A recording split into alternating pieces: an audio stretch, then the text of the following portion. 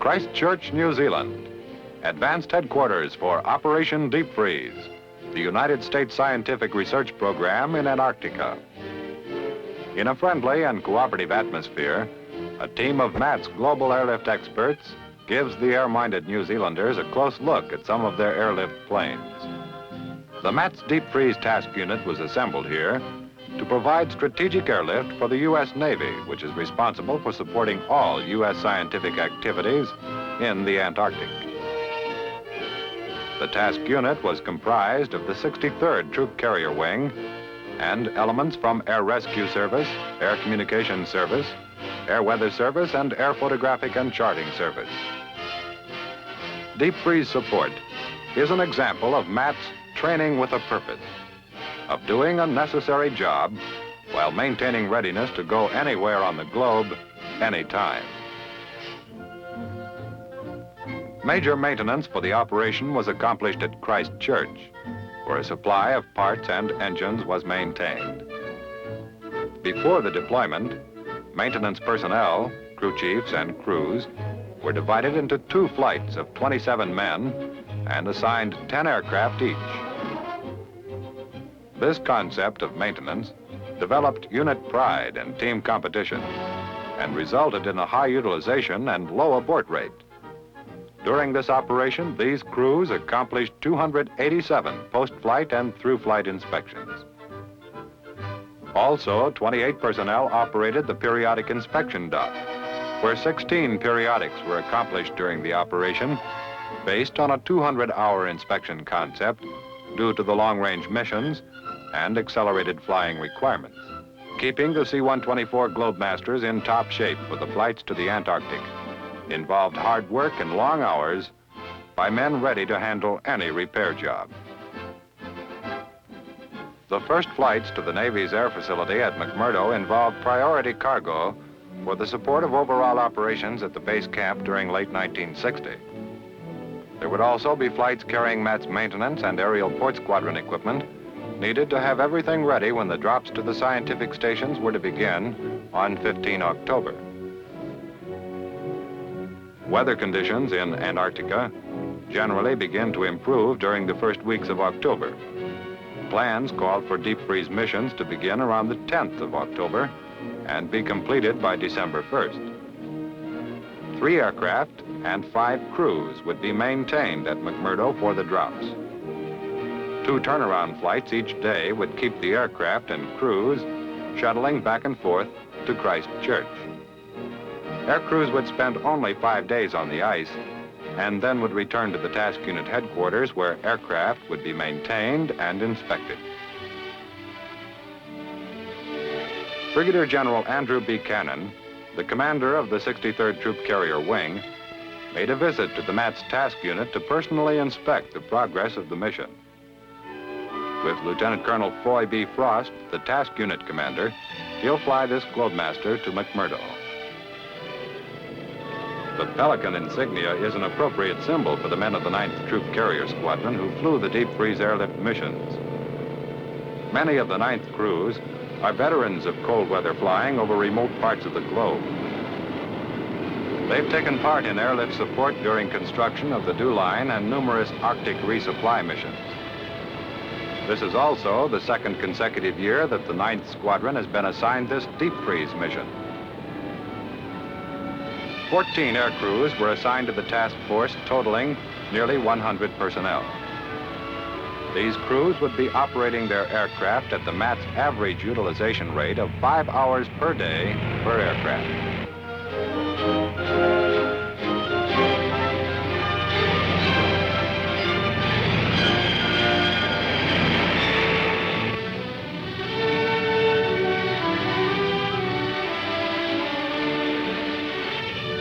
The green coast of New Zealand, the last green to be seen for quite a while, falls away as the long flight to Antarctica begins.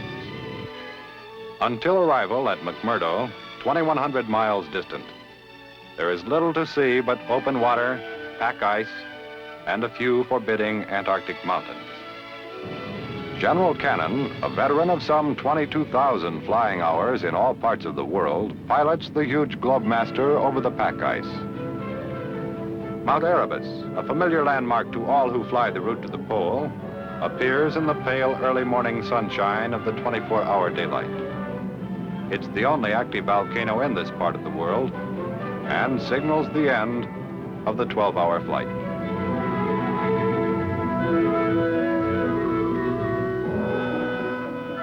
This ice strip at McMurdo is the same used the previous year and could never be considered to be in good condition. The Navy snow compaction team did an excellent job of preserving the ice strip, and it remained in usable condition throughout the entire operation. Other than demanding skillful landing techniques, there's little danger in landing on the ice. It's about 23 feet thick this time of year and relatively smooth.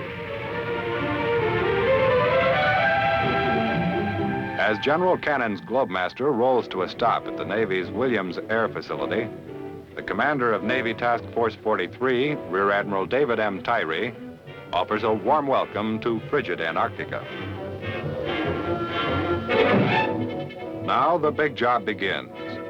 Offloading of equipment and supplies on the ice at McMurdo was accomplished by the most highly skilled personnel of this type in the Air Force. Temperatures here at McMurdo rarely get above zero this time of year.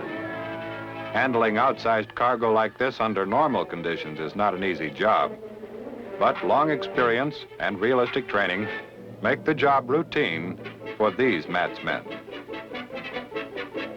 The helicopter is part of the priority cargo needed by the Navy Task Unit here at McMurdo and serves a valuable function, traversing the distance between the port area and the air facility.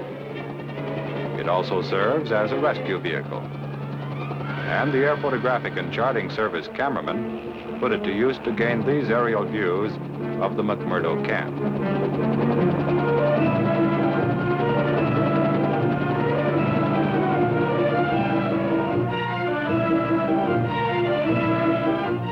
Lawnmowers at McMurdo presented no serious logistic problem. But anyone having the snow shovel concession is bound to clean up. With so much equipment required in an operation such as Deepfreeze, loading and unloading becomes a major and seemingly never-ending procedure.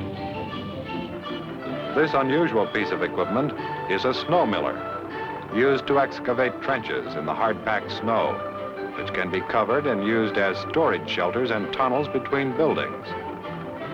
In all, 881 tons of priority equipment and supplies were airlifted here to McMurdo before the actual drop missions were begun at the Birdland and Pole stations.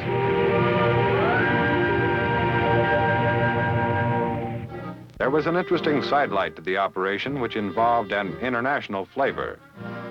A shipment of Alaskan Huskies was picked up by MATS in Greenland and delivered to McMurdo in Antarctica for use by a New Zealand scientific group at Scott Base about 5 miles from the air facility.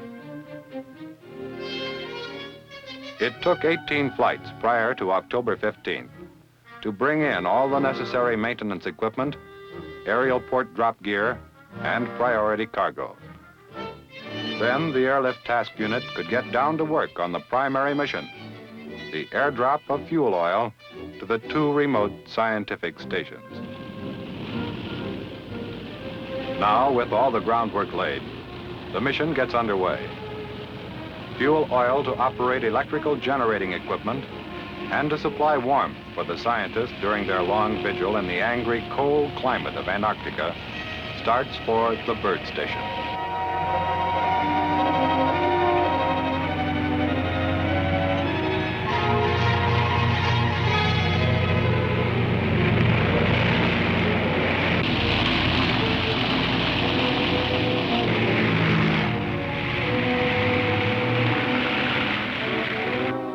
The flight to this first drop target covers 800 miles. Part of the trip is over the Ross Ice Shelf with its deep crevasses, some large enough to swallow an entire airplane. There's Bird Station, a small blister of humanity on the crisp, smooth desert of snow. Over the station now, and ready for the drop.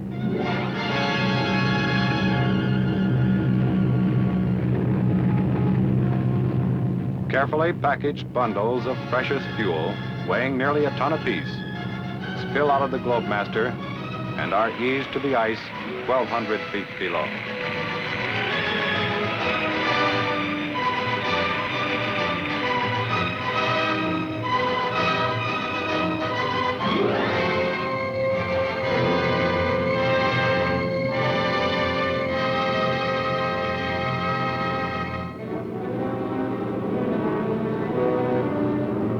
As the drop aircraft return to base, they pass a deserted building used by Captain Robert Scott during his 1919 expedition.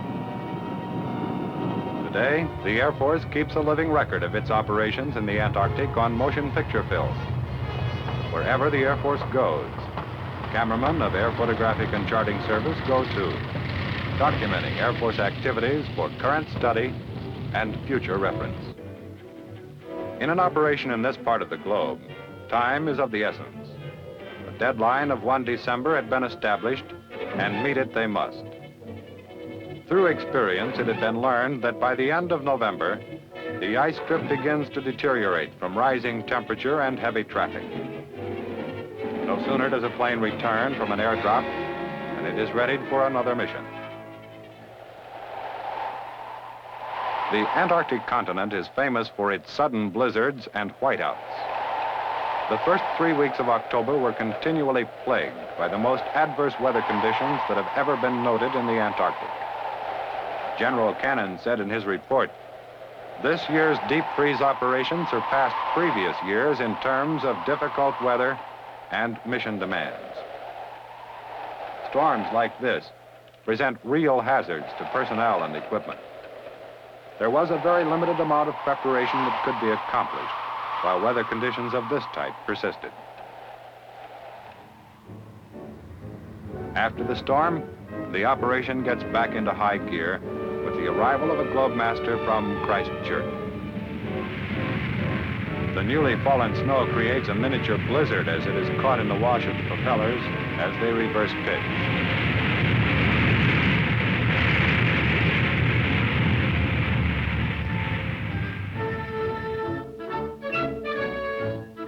As the inbound planes approached McMurdo, their maintenance status was radioed to the MATS operations office there. This information was then relayed to the ground maintenance men on the ice strip, so they could meet the plane prepared to perform the repairs necessary to get the plane on its way again.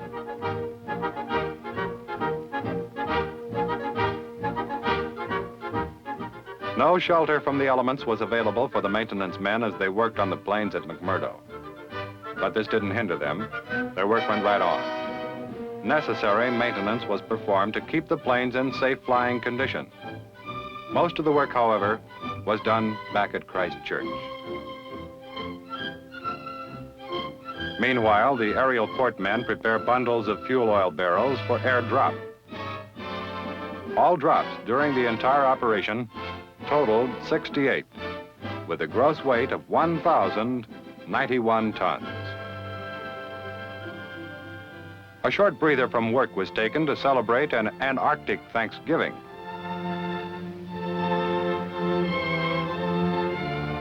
All the festive trimmings, including candlelight, were provided. Good food and lots of it was the motto of the U.S. Navy cooks. And they did an outstanding job of satisfying the holiday appetites of the hardworking men.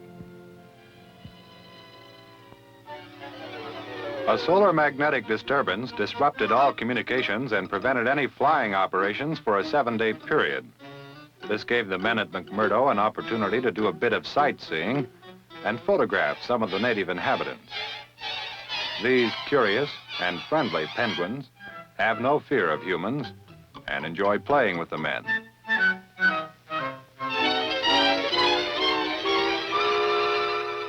The seals come up through the ice to sun themselves.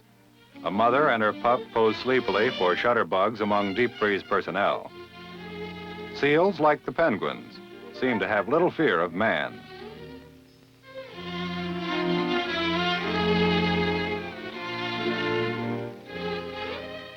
Here's an interesting contrast between old and modern means of Antarctic transportation.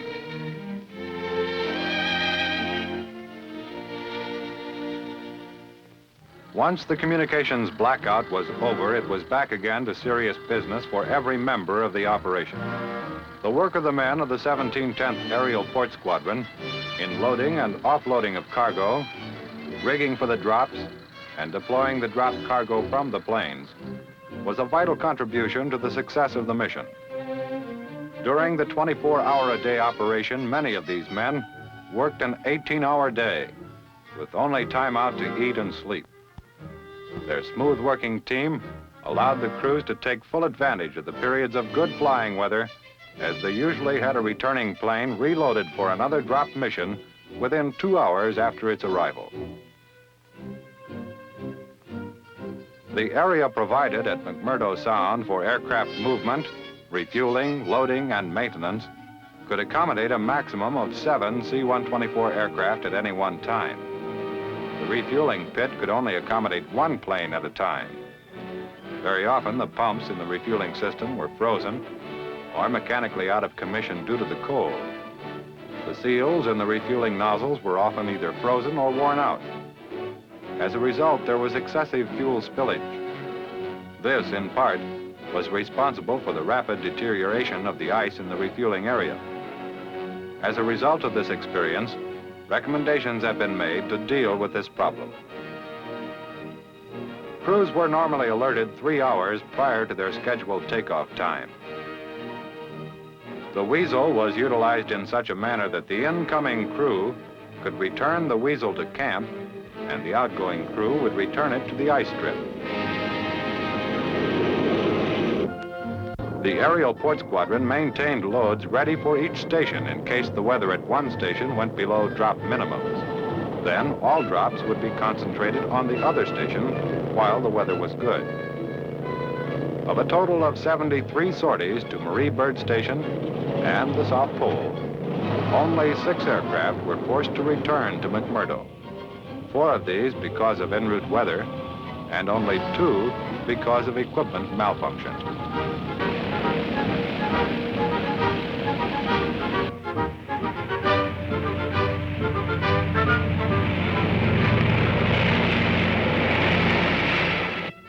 The 740-mile route to the pole crosses the Ross Ice Shelf to the mouth of the Beardmore Glacier, then up the glacier to the ice cap and the South Pole Station.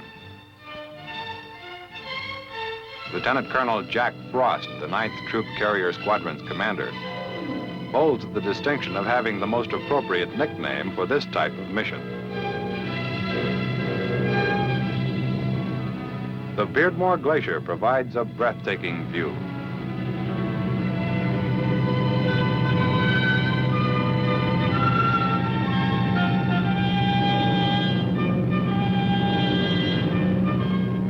Then up this river of ice in a slow climb toward the polar plateau. The rugged and forbidding mountains and crevices below cause the viewer to admire the fortitude and courage of the early explorers Edmondson and Scott in their slow and laborious trek over this same route on their way to the South Pole. Flying over such terrain also makes the aircrewman appreciate the expert maintenance that keeps the aircraft in top-notch flying condition. Precise navigational calculations result in the arrival of the plane directly over the camp, which is the southernmost point on the globe, 90 degrees south.